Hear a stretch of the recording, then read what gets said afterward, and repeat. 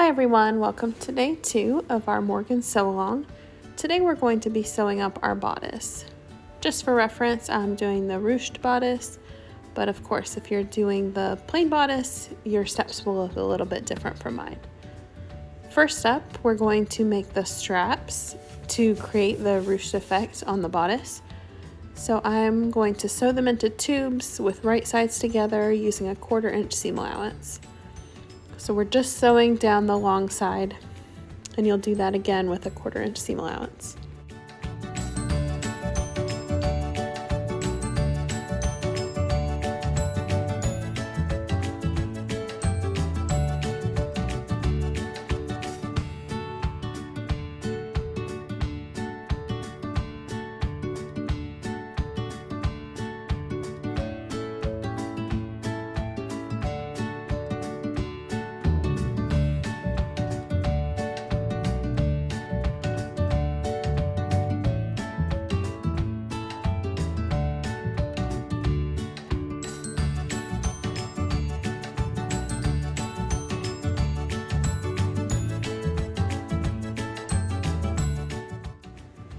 Once you've sewn that into a tube, use whatever your favorite turning tool is to turn it right side out.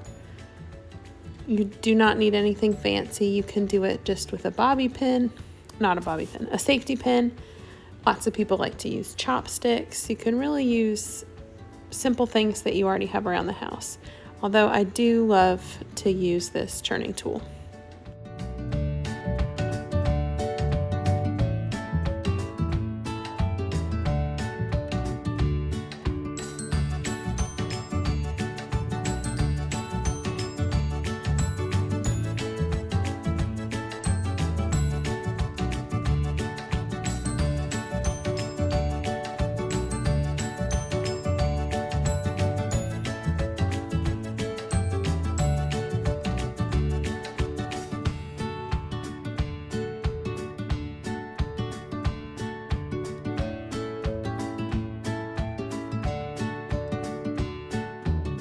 We need one more strap, so I'm going to sew up a second one. Same thing as I did with the first one, we'll sew it up again with right sides together along the long edge with a 1/4 inch seam allowance. Of course, you can use your serger for this step if you'd like. Sometimes I just find that with these skinny little ties that it makes the serger seam, sometimes it just makes it a little bit bulky when I go to try to turn, but it's really personal preference. I'm using a stretch stitch on my sewing machine, so you're definitely able to use just a regular sewing machine if you'd like.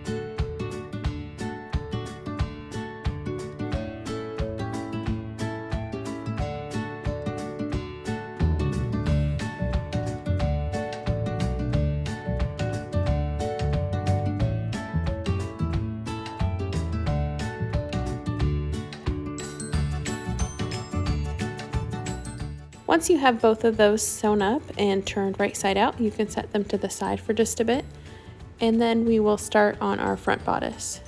Again, if you're sewing up the plain bodice, your steps will look a little bit different from mine. Be sure that you have marked the little notch that's marked on your front bodice piece if you are doing the ruched bodice. That will just show you where we're going to fold just that tiny little flap over.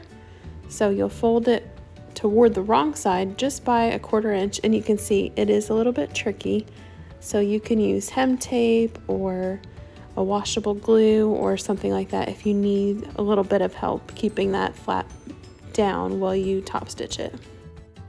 Once you've stitched the main front bodice, we will repeat that same step for the lining.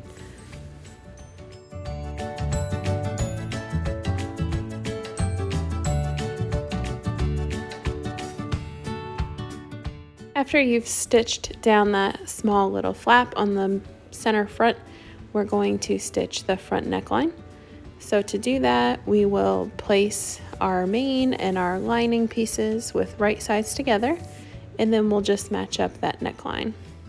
I'm just going to place a few clips, but of course you can use pins if that's what you have. And then we will stitch that together with a 1/4 inch seam allowance. I would definitely recommend using your sewing machine for this front neckline, just because it is a little bit more finicky. It's got a little bit of a sweetheart shape, so it's not quite as simple as straight across. So I would recommend using your sewing machine.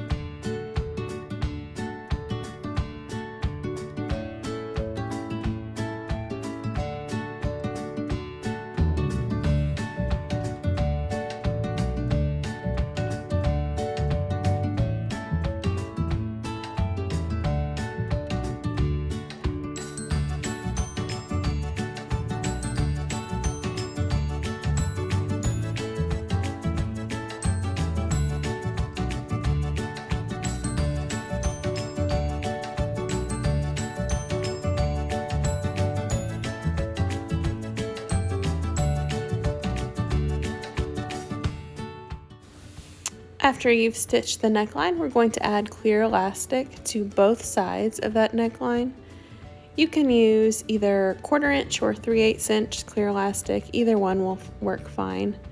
Remember, do not stretch the elastic while you're sewing. It should be perfectly 1-to-1. It's really just there to stabilize that seam. It's not there to bring the neckline in at all, so we definitely want to make sure we're not stretching it. That being said, you do want to stretch it before you attach it.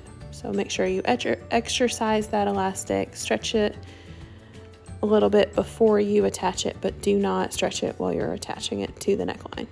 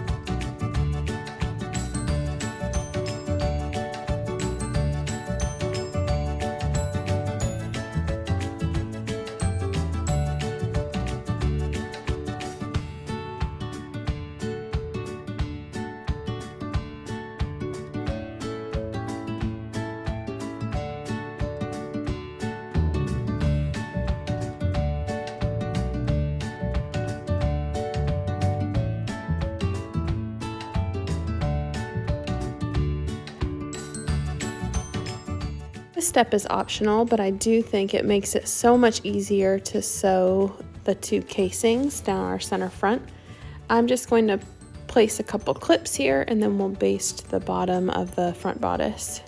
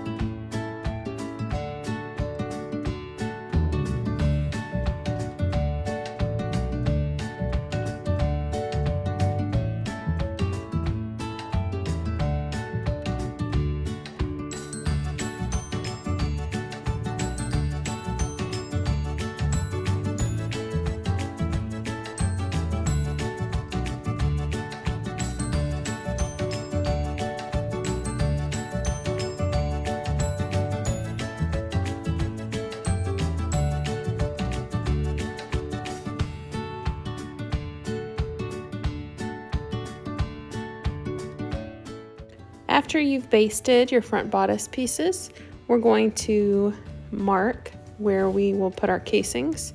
So our first line of stitches is just going to go straight down the center bodice. The easiest way to mark that is to just use your pattern pieces, or you can always fold it in half and press the center seam there. And then we will mark out 3/8 of an inch from either side of the center. So 3/8 of an inch to the left and 3/8 of an inch to the right. And did I steal one of my daughter's washable markers to make sure that this shows up in the video for you? Yes, I did. I'm hoping that it really is a washable one. Otherwise, I guess we'll just call it a design feature.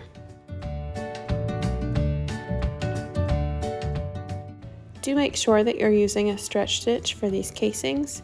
I'm just using a triple stitch on my sewing machine.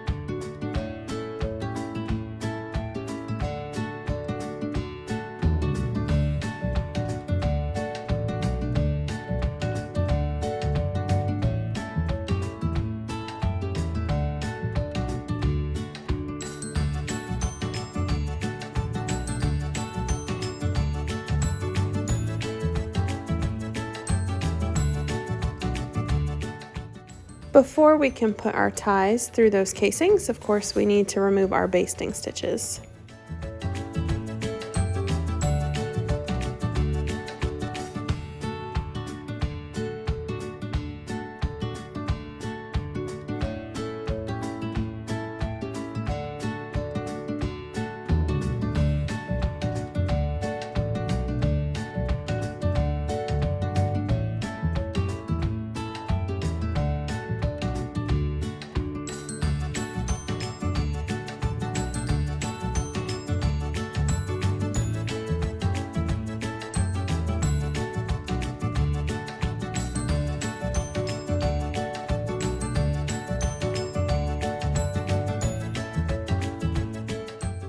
After you take out the basting stitches, go ahead and thread those ties through, starting from the bottom.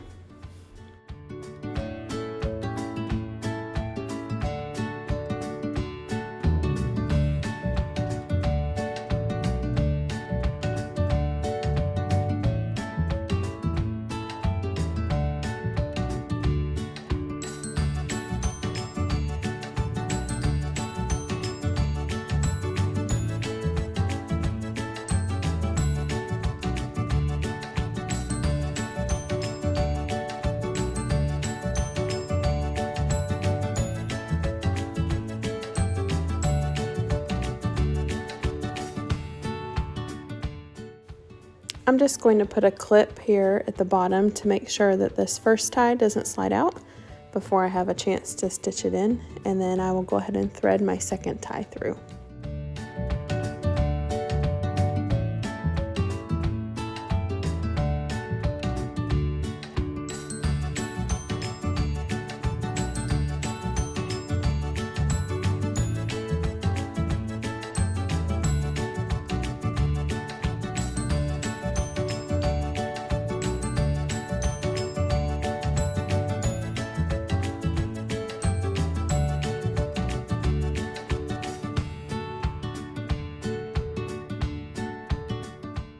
Once you've threaded both of the ties through, go ahead and attach them at the bottom.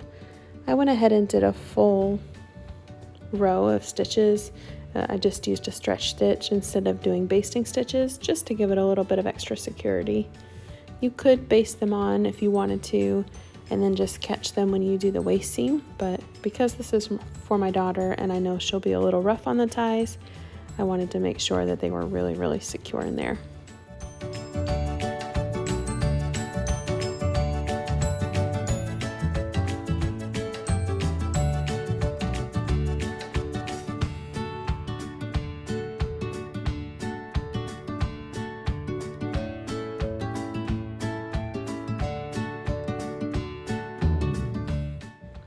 Next, you can just play around with the ruching, how you want to tie the ties at the top, and just sort of mess around with that before we attach to the back bodice.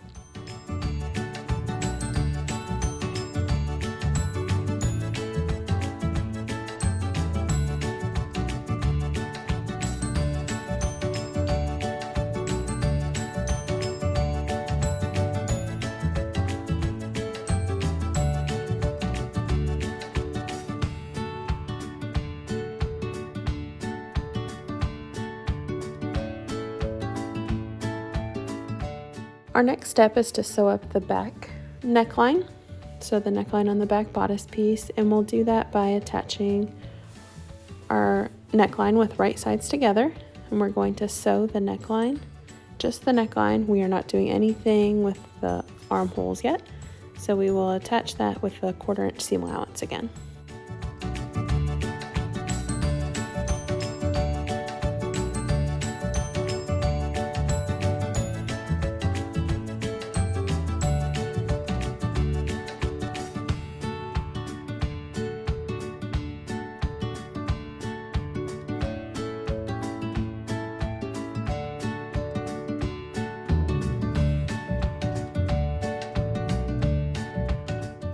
Just like we did with the front neckline, we'll want to attach clear elastic to the back neckline, and I'm just attaching with a wider zigzag stitch.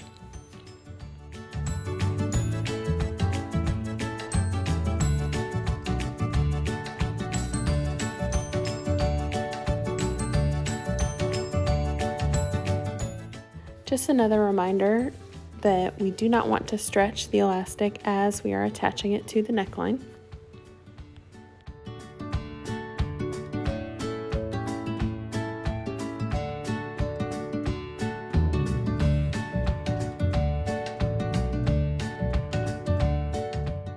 Our last step for today is going to be sewing up the side seams.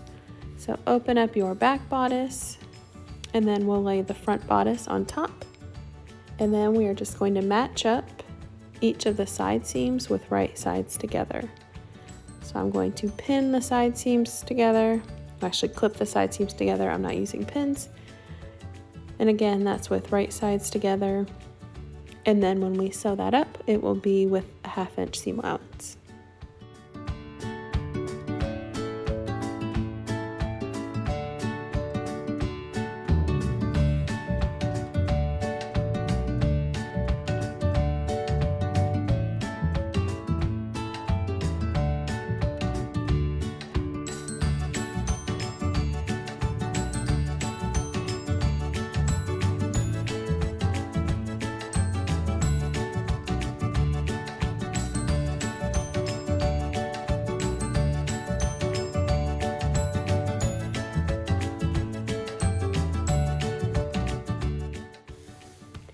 You can sew them up one at a time if you prefer, but I'm just going to clip all of them first, and then I will sew all of them up.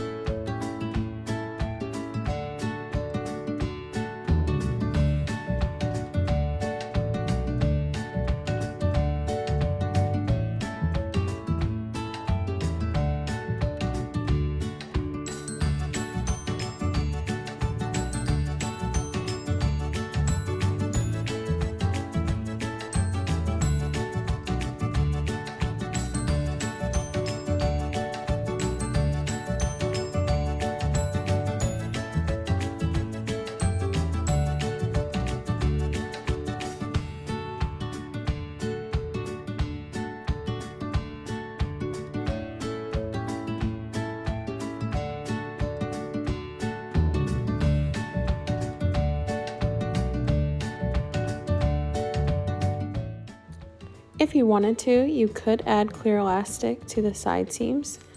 Since I'm sewing this one for my daughter and the fabric has pretty good recovery, I am not worried about adding it to the side seams, but if you're doing one of the tiered maxis or you're using a little bit of a heavier fabric or you're making the adult version, you may want to include that in the side seams just for some more support.